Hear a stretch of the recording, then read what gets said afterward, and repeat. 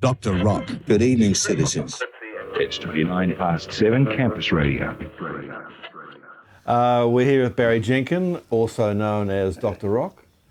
I probably don't need to ask you many questions, given you're a DJ, you're a good talker. Well, I was usually a here as that was man, but you know, I mean, you need a little information about a band if they're new, but if everybody knows about them, and I don't care what you did on Saturday night. I just want to talk about the band or nothing else, really. Yeah.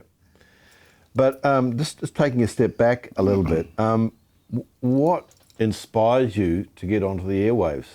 Well, it wasn't so much inspiration as bullying, really. My first wife said, you can do that. They actually advertised in the Herald for radio announcers back then. I mean, it's unheard of these days, but they did. And she said, you can do that. And I went, no, I think I was a builder's labourer or something. I said, no, I can't do that. Anyway, I went in for an audition and I screwed it up completely because I was brought up in a household that listened only to 1YC, classical music only, and I didn't know how a disc jockey was supposed to sound or behave. And so I completely screwed up the audition, but... Can I ask who you auditioned for? The NZBC, the New Zealand Broadcasting Station. And anyway, the colonel, who was running the place at that time, liked the cut of my jib for some reason, because I could pronounce all the names of the classical composers and nobody else could. So I think they took me on for 1YC. They wanted me for the classical program. So 1YC was a concert station? Concert station, yeah. But there you are. You see, I wouldn't embarrass them by calling a chanson sans, would I?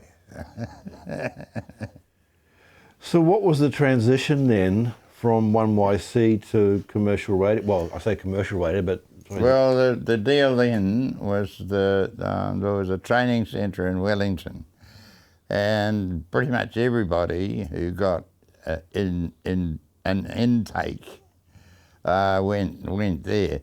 So somebody said, well, look, we'll stick him on the commercial course and see what happens.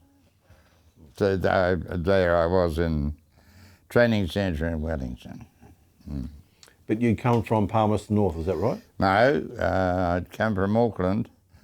But okay, so they give you the 6 weeks training and then they send you where they send you. I mean, nobody put up with it these days, but you're Greymouth, you're the Hokitika, you're Palmerston North, you're et cetera, so you just went where they sent you. And they sent me to Palmerston North. Right. What a ball, strangely enough. Great town, and a terrific town. One time, you know, you'd have the mayor, and then you'd have a mongrel mob member next night, because I had a talk show then, and I remember Tom Scott. I had Tom Scott, and he was hilarious. But it opened a lot of doors, you know. When you're in the radio, they cared about their radio down there. I mean, there was only one station for a while before 2XS moved in. But really, there was only one station, so they really gave a damn. I had a fan club met in the phone box in Dannevirke. Right. Going back even further, so you're a Mount Albert boy. Yeah. What year were you born? 1947, which was a very good year.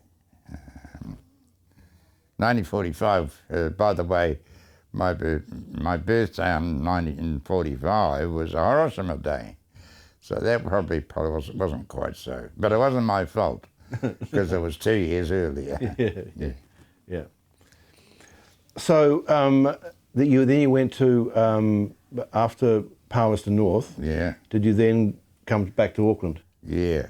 Well, they finally did. They finally, and I kept. There was the various odd gatherings of the inductees, I suppose, every now and again. And I kept putting my hand up and saying, Auckland's a great place, Auckland's a good town, Auckland's a wonderful idea. And they finally relented, and they finally sent me to 1YD. 1YD? 1ZM. Right. It became 1ZM. Right, okay. So talk about when you were on air. Yeah. You just played vinyl, or? Yeah, we did. Well, every now and again there was a transcription tape from the BBC. What's that? Well, there was a transcription service that they'd send a program on tape or on acetate, literally. But that was very rare. Mostly we just played vinyl. Yeah. So that was a concert program, played vinyl. Well, yeah, I guess they did, but they'd given up on the concert program by then. So I knew it wasn't for me. Yeah, but on the concert program, were you well behaved? No, I didn't actually do the concert program. They bunged me into the commercial side of things. And yes, I was relatively well behaved, other than the clothes I wore, which you would not believe, and I won't believe these days. Okay. Should I ask the question? It was appalling. I cannot believe who the hell I thought I was. So 1YD became 1ZM. Yeah. That was Auckland only. Auckland only, yeah. And did you, at that, were you able to choose the music you played? Yes, a mate of mine called Pete Fires. We were on the same page on the same frequency, and he was in the program department officially, and I'm an announcer. And theoretically, I don't have much to do with the program. Theoretically, I get a pile of vinyl put in front of me. Yeah. But Peter and I used to talk, and we got together usually. And luckily, we had what they called a program organizer back in those days, and he didn't give a stuff about anything other than the national program. So he left us alone, and that's all we ever wanted. Yeah. So can you think, if we were to play a track now, to play a 45 now, from that era, what would it be? House of the Rising Sun, something of that sort. Something a little more, shall we say, interesting than most bubblegum available. At the time? Yeah. Okay. Some bubblegum, but it had to be good bubblegum. There's not much of it. When you say bubblegum, what are you talking about, bubblegum? Well, it's, the repetitive and rhythmic repetitive. Yeah. It's basically... Formulaic. Yeah, formulaic. Yeah. Like it is now. Yeah. So you also get the feeling that I think we're talking back 1973, 4, around there. Yeah. I was, for my sins, lucky enough to be the drummer in Space Waltz, and I know that you were given a tape from NZBC to play, and you played that quite a lot. In fact, really broke the band, the track Out on the Street. Right. Well, it was a good song. And I got to the stage where I was left alone to the degree that I could pretty much play what I wanted. And so, yes, I thrashed that because it was a good song. And it was a New Zealand song, which was important to me as well then. Was there much New Zealand airplay? No, very little. And what there was of it was pretty ropey. But what one gets the feeling that every time you played a track, it made a difference to that artist's career? There was a sense of that with New Zealand stuff, certainly. So you had to be pretty careful. But I was working negatively. If I didn't play it, and I didn't like it, I didn't play it, and I guess whoever was hoping I would got pissed off. Yeah.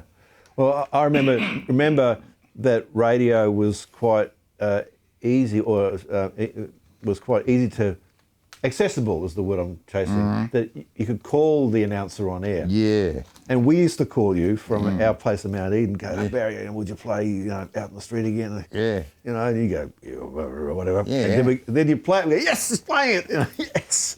And pretty soon it became, it went to number one. Yeah.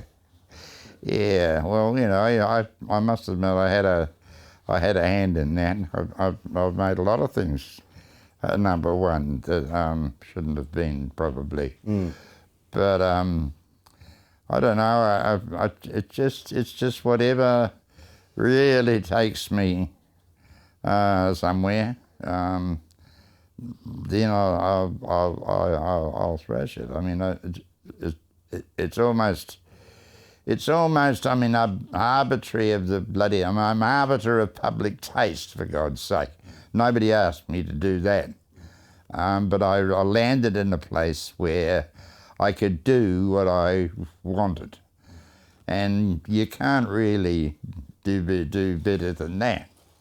You can't really work to a format, which there isn't one. So if you were that successful at it, then you must have become a target for the record companies or the labels. Yeah, I did. Get Barry onto it if we can. I did. Got some good stories there? Well, it was just a question of arrogance, really. They'd want you to play something and you'd listen, and they'd give you the record and you'd listen and you'd go, yeah, okay. I'll select three tracks from a Springsteen, for example. But anything else, okay, I'm a bit more suspicious of, and I'll whatever the next one was, I'd listen right through, and yes, he's coming down on a promo tour or some damn thing. We want to let him on air for a while. The likes of John Cooper, Mellencamp, I made that mistake. God, he was awful. Anyway, that sort of thing. And it was the same thing, really. If I liked it, I played it. If I didn't, I didn't. Arbiter of public taste. So to what length did the labels go to get you to play something? For example, I once saw, not you, I once saw a representative from a label give a disc jockey a marijuana cigarette. Right. Well, it's a shame I didn't get any, but but You would have said no, right? No, well, nobody asked. Nobody asked. Well, they knew probably by then that I was a bit left of centre, and there was no point in giving me a greatest hits, because that was somebody else's job. I saw somebody else's job. I always thought that I should move where music goes, and follow it wherever it goes, like it or not, and that's what I did.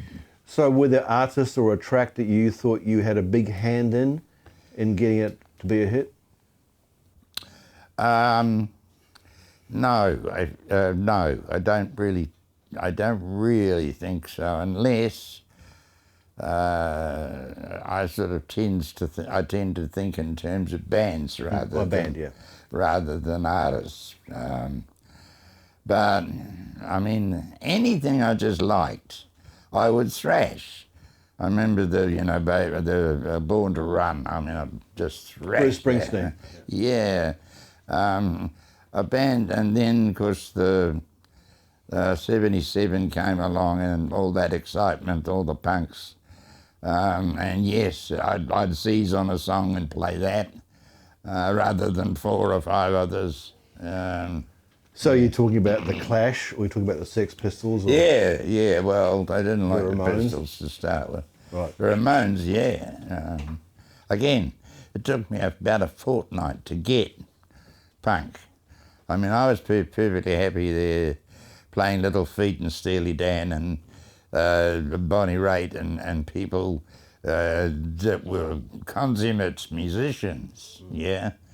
And I didn't really get the young, loud and snotty, and some of them were talentless, and it was a bit difficult to pick up sometimes. But again, when I heard the Pistols first, I thought, the Sex Pistols, well, all you need is a bit of attention, you know. It's just a flash in the pan. But then I got it, see. It took me about a fortnight, and I got it. Well, the indisputable truth is you had a large portion of the radio listening market at night time. I did. I had 51% at one stage, pre-punk. Yeah. I had 51%. Mind you, it was only 5 stations. Yeah. So, apart from being on air, you also recorded some artists as well. Yeah. And I think you recorded Dragon, and I think you recorded Hello Sailor. Yeah, they were the big 2. We had a magnificent recording studio. It was just the duck's guts. It was a nave desk, and it just had everything that opened and shut. As far as it was up to date to the second. It had just been installed. And a bloke called Bruce Dusky was a technician, and he'd done microphone placement for years, and he knew what he was doing. I mean, us as producers really just let it roll. So getting back to Dragon and Hello Sailor, how did you get to even record them? Well, Pete actually organised them. He'd been to their gigs, and it wasn't me. It was definitely Pete who hooked them in for one session. I mean, we weren't paying anybody, but one session was enough. We did 2 songs, and both were terrific songs. What Dragon songs did you do? Yeah, okay. The Dragon song was written about Tommy Adderley's club called Grandpa's, and it was called Vermilion Cellars, which was a clever play on words, being a million cellars, Yeah. and the colour of the walls were vermilion. Right. So I thought it was very clever, and it was bloody great song, still is. And the other song, I think, other side was Rock and Roll Ponsonby, or was that Sailor? No, I think it was Dragon. It was. Yeah. So anyway, then we did just the 2. I don't know why. I don't know why we didn't do any more, but we only did. But the Sailor must have been teenagers. They were. Well, Dragon bloody nearly were. They didn't last longer than they were. I think 2 weeks later they went to Australia. Yeah. They weren't hanging about. Yeah. But they weren't old men by any means. Yeah. So then, did you go from ZM to Hauraki? Yeah. Radio Hauraki? Yeah. What was the attraction of Radio Hauraki? Okay, well, David Gapes was a forward thinker. And, the ZM, the Radio New Zealand, if you like, network, and I had a guaranteed job. It was sort of quasi-public service. You had a pension. There was the Public Service Investment Society. It was a sort of a safe environment. And you lost all that if you went to Hauraki. Yeah, you went to the Rebels.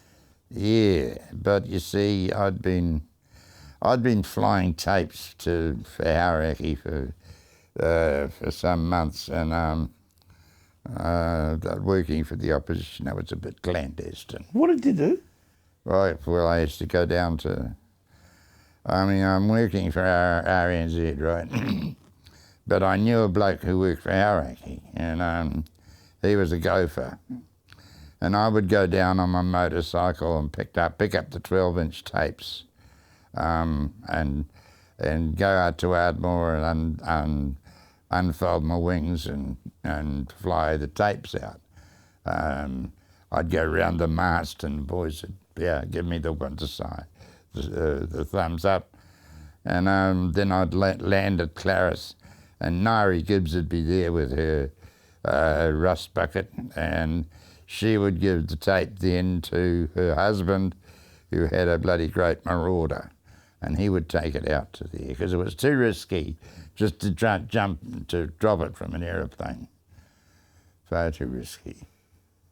But I was working for the opposition and encouraging Hauraki. So, I mean, I thought, well, I better go the whole hog. David gave me an ironclad guarantee that I could do what I bloody well liked, and that was good enough for me. So yeah, there was no more money. They managed to come up with the Datsun 1200. Yeah. Oh, plus a car. Yeah, a car. But it was a Datsun 1200. I thought, well, you know, gee guys, you could perhaps do a bit better. But no, anyway, I came to like it. Okay. So flying was also an important part of your life. And Absolutely. You were also, once you'd gone to Hauraki, you were the Radio Hauraki Eye in the Sky. Yeah, well, I did it for ZM as well, actually. Did you? Yeah. Yeah, so it was actually rubbish in a way that I hardly saw a shack in all my time in the air, but it was a hell of a good way of getting your hours up. Yeah. And it was fun. Yeah. But you also, I hear that you talked Air New Zealand hostesses into bringing vinyl from the United Kingdom to New Zealand for you. Well, one or two did, and more John Doe than me, but there were a couple of them that we got advance copies. Yeah.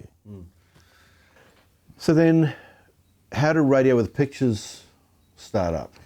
Well, there was a bloke in the newsroom that I knew. I was actually seconded to the newsroom for some reason, working in the newsroom for a couple of weeks.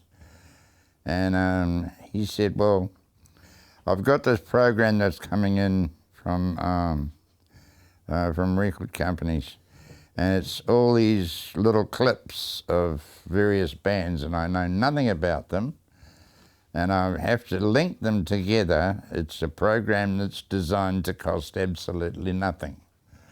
And but I think it needs somebody to explain what they are. And you seem to be a sort of somebody who cares. And I went, well, yeah, okay. And so then I sort of looked at the format and I went, hell yeah. It was getting very exciting at that time because it was 1977. And it had already exploded in 76 in UK. And so we got it in 77, and we got an awful lot of really interesting punk.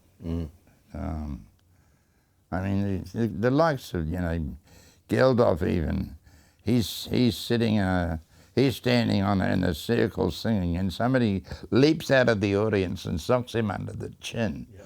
And he just goes on singing, that kind of thing. I thought it was magnificent. Yeah. Well, so you have a unique radio voice, still unique in New Zealand music history, but then with Radio with Pictures, they got to see you. Yeah. It just seemed to take you, Barry Jenkin, or AKA Dr. Rock, even further Further credibility. Maybe video killed the radios too. I don't think so. I don't think so. Well, it lasted 4 years, so yeah, must have been right. So then, you know, what happened was, you know, how did the Hauraki stint end?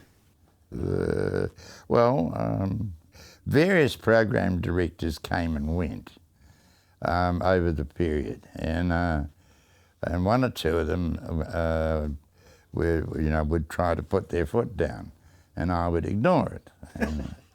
And though I must admit there was one that I thought, well, I know my gig's on the line here. So he left a pile of vinyl, but he did his best, you know. It was the Doors and the Stones, and but he didn't understand that they were gone now. And so I thought, well, I'd try.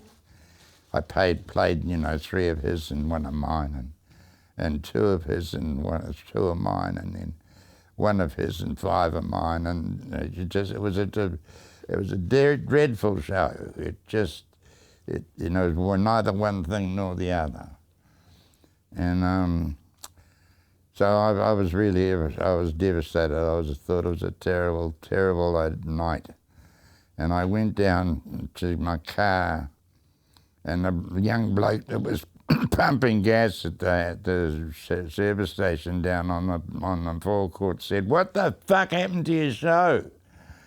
And I went, "You, mate, are right." And I went in the following day and quit. So you spent some time in Australia? Yeah, that's what, I went to Oz after that. And they threw money at me, and I ducked a fair bit of it. But I really did well there. Sort of commercially, voiceover, you know. Did really well there, you know, quite quickly. Yeah, because I remember at times where you'd say to people, "Yes, I'll do it, for so long as it's no music involved." Yeah, pretty much. Yeah. I made that sort of clear, because I did not want to I didn't want to promote something I didn't like, and I was just a bit silly about it, I suppose, but that's what I saw at the time. Yeah, no. Don't want to promote anything I don't like. So with your success, and you had family, you had children, you must have been a pretty popular dad in the playground. Oh, yeah, had a pretty cool dad. My kids had a pretty damn cool dad. How many kids you got? I've got 5. Yeah. And they had a pretty cool dad.